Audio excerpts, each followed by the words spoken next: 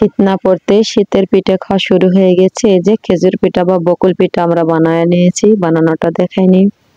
তার সাথে কিন্তু এই যে মুড়ি সকালের মাখা খাওয়া হয়ে যাইতেছে পেঁচি বড়া দিয়ে। তারপরে খাওয়া দাওয়া শেষ করে কিন্তু আমি বাগানে চলে গেছি। এই যে গাছে উঠছি, মইটো নিয়ে আসিনি, গেছা মর্দনি লাখান গাছে চড়তেছি আর ডালপালা কেটে পরিষ্কার করতেছি বাগানের। না হলে রাতের এই শিশির বা পাল্লাটা গাছে না পড়লে গাছটা বেড়ে উঠবে না। তো যাই হোক, কি আর করবো, কাকে বলবো, কে কাটায় দিবে, আমি নিজেই চড়ছি, চড়ে কাটে কুটে পরিষ্কার করে দিচ্ছি। ওই যে আমের গাছের উপরে পড়ছে ডালগুলো, মানে তালের গাছের, না হলে ঢেঙ্গাগুলো লেগে তোমার করতে পারবো না। ওই গাছে শিশির বা নিয়রটা না পড়লে পাল্লা গাছটা বড় হবে না। এই জন্য ডাবের গাছ আছে ওখানে, আর একটা 12 মাসি আমের গাছ আছে, এগুলো নিয়ে আমি ঠিকঠাক করে নিচ্ছি। বাবা কি করব, বর বাহিরে চাকরিতে, আর কি করবার। এই যে এটা হচ্ছে আপেল কুলের বড়ের গাছ, আপুর বাসা থেকে নিয়ে আসে আমি চারাটা লাগাইছিলাম, জাস্ট বীজ নিয়ে আসছিলাম, সেটা অনেক বড় হয়ে গেছে। সজনে আছে এখানে, অন্য অন্য ফলের গাছ গাছালি আছে, আম, কাঁঠাল, জাম। তারপরে এই যে দেখেন, এই তালের গাছগুলো বড় হলে তাল ধরবে, খাওয়া হবে। আর এই যে ওটার জন্য এই ঢেঙ্গাগুলো কেটে দিলাম। একদম নারিকেলের গাছটা, 4টা নারিকেল গাছ আছে আমার, আর বিভিন্ন প্রকারের ফলমূলের গাছ লাগাইছি। এই যে এগুলো হলো চায়নাত্রী লিচু, এটা হচ্ছে তোমার জলপাই। আর এই যে আরো বড় বড় গাছ, ওই যে ওইটা বড় বড় বড়ের গাছ, এই কুলের গাছটার মাথা উতা ছেটে ছুটে দিয়ে এগুলো লাগাইছি। এইটাও একটা গাছ, লিচুর গাছ, জাস্ট আমাদের এই বাগানের ভিতরে এগুলো ছিল। ওই যে আমি দাঁড়ায় থেকে এগুলো পরিষ্কার করতেছি। আর এটা হলো মালতা, একটা ধরছিল, নিয়ে আসছি। আর কালকেতে যে এটা হচ্ছে লেবুর গাছ, গন্ধরাজ লেবু। তো জাস্ট এটা হলো কেজি পেয়ারা। আর আমি এলাম বাগানের সবকিছু ঠিকঠাক করে পরিষ্কার করে নিচ্ছি। আর এই যে আমড়াগুলো সাবার করছে, দেখেন গাছগুলো কালকে ছাগলে নষ্ট করছে।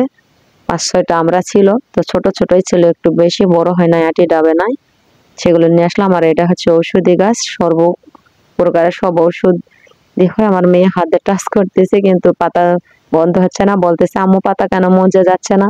তো আমি বললাম একটু পরে পাতা মজে যাবে। তো সেই পাতাগুলো যাবা মজে গেছে। এটা হলো সাদা লজ্জাবতী বলে, এটা অনেক ডালপালা হয়েছে। আমি 150 টাকা দিয়ে নিয়ে চারাটা রোপণ করছিলাম। এখন আমি মনে হয় যে 1.5-2 হাজার টাকা বিক্রয় করতে পারবো, যদি জাস্ট ওইটা আবার কলম করে নিতে পারে। এটা চালতার গাছ। আর যে ওই পাশে হলো পুকুরগুলো আমাদের দলে, মানে ছতি পানায় মজে গেছে, দলে চাপড়ে গিয়েছে। আর এটা বড় বড় নারিকেলের গাছগুলো। আর এর মাঝে কিন্তু একটা সুন্দর জিনিস আছে, এই যে ফুল ফুটছে। আমার ছোট জামাই বলতেছে যে আম্মু কিরম হয়েছে এটা একটু দেখাও। আমার মেয়েকে বলতেছে লিজা আমাকে ভিডিও করে দিও, আম্মুর বাগান কিভাবে করলো। আম্মু মহিলা মানুষ হয়ে এটা চালতার গাছ, গাছগুলো নিয়ে আসলো, আবার রোপণ করলো, সেগুলো বড় হয়েছে, ফল ধরতেছে, অনেক ভালো। জাস্ট আমি ওগুলো পরিষ্কার করে নিচ্ছি। পুরো ভিডিওটা আপনাদের দেখাতে পারলাম না, যাই হোক যেটুকুই দেখাইতেছি এইটুকুই অনেক বেশি লং। এই যে দেখেন দলে চাপড়ে গিয়েছে। আর আমার মেয়েটা কিন্তু ক্যামেরা করতে পারেনি, কখনো খাড়া করছে, কখনো পাতাল করছে, ঠিক ঠিকানা নাই।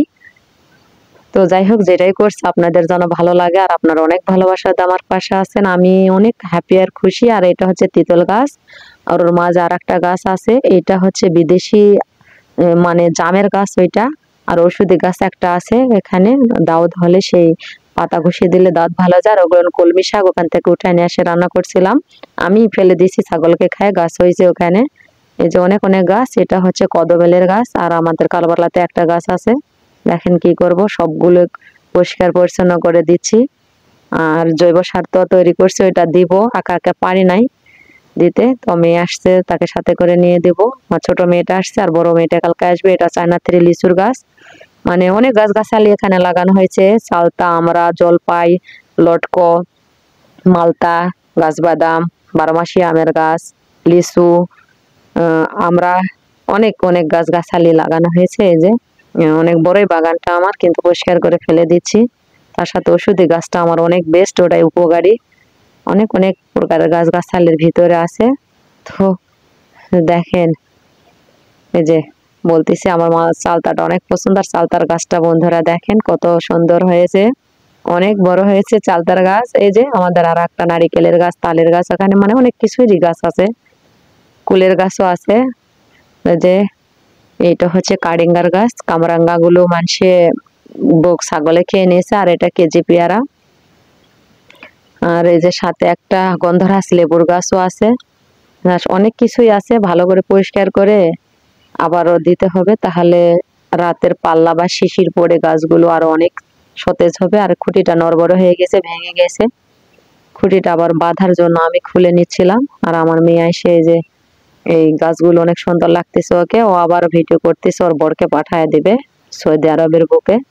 আতালাওয়ার গাছটাও কিন্তু ওই সাইডে আছে। যাই হোক, তেঁতুলের গাছগুলো আপনাদেরও সবকিছুই আবার দেখালাম, আর যে বিদেশি জামের গাছটাও দেখালাম। আর এই আমের গাছগুলো অনেক বড় বড়, এলাকা আম ধরে, অনেক বেস্ট এই আমগুলো। তো ওই যে গাছ বাদাম, ভিতরে মলপি কিছুর গাছ আছে কিন্তু। আর আমি যে পরিষ্কার করতেছি, ওই যে আমার ছেলে দাঁড়ায় আছে। আমরা হাতে ক্যামেরা করতেছি, কোনো স্টান্ট নিয়ে যায়নি। এটা হচ্ছে কেজি পেয়ারা। তো অনেক গাছগাছালি লাগাইছি। এই যে কেমন করে খাইছে কামরাঙ্গা গুলো দেখো। তো অনেক বেস্ট হয়েছে। বাগানে অনেক গাছগাছালি আছে, তো আল্লাহর রহমত ভর্তি হয়েছে। দু একটা করে আমরা খাইতেছি। আর এই যে মুখে ছাগল না যেন ঢুকতে পারে তার জন্য নেট দিলাম, আর ঢিঙ্গে কেটে দিলাম। আর এটা আপেল কুলের বড়ের গাছ, সজনে গাছ এখানেই আছে। মানে অনেক গাছগাছালি আছে বলতে গেলে। শেষ করে দিয়ে চলে আসলাম কাপড় কাটার কাজে। আমার মেয়ের কাপড় একটু সেলাই করব, অন্যদেরও করি বাবা, আমি সবারই কাজ কাম করি। আপনারা যদি বলেন যে আপু সেলাই কাজের কাজগুলো মাপজোকগুলো ভিডিও আপলোড করতে পারেন, তো হ্যাঁ, আমি ক্লাসের সিস্টেম করে ভিডিওগুলো আপলোড করে দিতেই পারি, স্বাভাবিক, যদি আপনাদের ভালো লাগে থাকে। তো যাই হোক, আর কি বলবো, রৌদ্র তো বোঝা যাইতেছে না, আলো ছা অন্ধকার হয়ে গিয়েছে, চারিদিকে কিছুই বোঝা যাইতেছে না। হাত না পা, পা না হাত, মানে অন্ধকারে থাকলে যেটা হয় সেটুকুই হইতেছে। তো জাস্ট আমি মাপজোক দিয়ে নিচ্ছি। চুরি সুচ বা সালোয়ার সুচ সেলাই করে নেব, বা প্লাজো। জাস্ট 3-4টা কাপড় 3 ধরনের 4 ধরনের করে আমি নিয়ে নিচ্ছি কেটে। তো মাপজোক দিচ্ছি। আপনাদের যদি ভালো লাগে থাকে যদি বলেন, তাহলে অবশ্যই।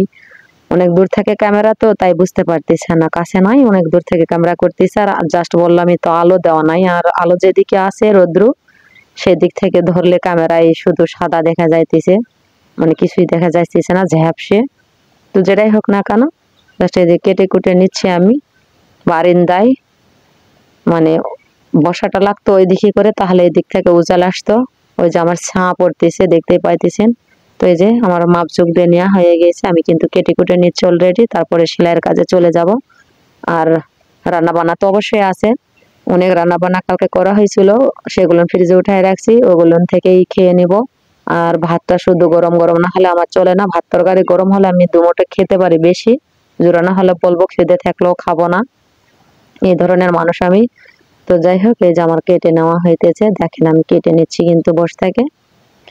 আরো একটা আছে, সেটা আবার কেটে নিচ্ছি, দেখাচ্ছি। এই যে এটা কষি দিয়ে, তো তাই জন্য মানে মাজার লাইনটা তুলে নিচ্ছি, অর্থাৎ মাজার মাপ 42, ওইটাই কেটে নিচ্ছি আমি। আর অন্যরকম করে ফেলে নিব, তাহলে মাজাতে জোড়া পড়বে একটু, তাহলে ভালো হবে। জোড়া বলতে মাজার মাপ যদি 42 হয়, এখানে মনে হয় যে আছে 22, আরো মনে করেন যে 19-20-এর প্রয়োজন, ওখানে দিয়ে নিব। তো সেটা আমি আলাদা করে আবার কেটে আপনাদের দেখাইতেছি। এই যে দেখেন রৌদ্র এসে পড়েছে, কিছুই দেখা যাইতেছে না। ওই দিকে বসছিলাম, অন্ধকার ছিল, বুঝতে পারি নাই, প্রথমবার এভাবে ক্যামেরা করতেছি, তো এই জন্য। তো যাই হোক, আমি তো করি নাই, আমার মেয়েটা ক্যামেরা করতেছে, ও বুঝতে পারে নাই, ছোট মানুষ। তো যাই হোক, আপনারা দেখেন, যদি ভালো লাগে সেলাইয়ের কাজগুলো যদি আপলোড করতে বলেন, তাহলে এখানে ইসলামের পাশাপাশি, রান্নার পাশাপাশি এটা আমি দিতে পারি। আর অন্য কোনো চ্যালেঞ্জ আমি নতুন করে খুলতে পারবো না বাবা, এত চ্যালেঞ্জ চালালে মরে যাবার, এত কথা বললে পাগলি হয়ে যাব, মেন্টাল হাসপাতালে রেখে আসতে হবে, শেষে বড়ার একটা বিয়ে করে নেবে, এই সতীন নিয়ে সংসার করতে পারবো না বাবা। আর আমি কিন্তু খোলা দিক থেকে পেটিটা তুলে নিলাম, কুচি দেব, আর বন্ধ মুখ দিক থেকে কিন্তু আমি মাপ দিয়ে নিলাম। কেন জানেন? তাহলে জোড়া দিতে অনেক সুবিধা হবে, কাপড় বাড়তি হবে, বেশি থাকবে, বাঁচবে। এভাবেই করে নিচ্ছি। তো আপনারা ভালো থাকবেন, সুস্থ থাকবেন, অনেক ভালোবাসা দিয়ে আমার পাশে আছেন, অন্যরকম ভালোবাসা আপনাদের পেয়েছি আমি। তো জাস্ট এই যে দেখেন, একটু রৌদ্র বের হয়েছে, আমি কেমন মানুষ সেটা হয়ে পড়া দেখা যাইতেছে। তো ভালো থাকেন, সুস্থ থাকেন, আল্লাহ হাফেজ।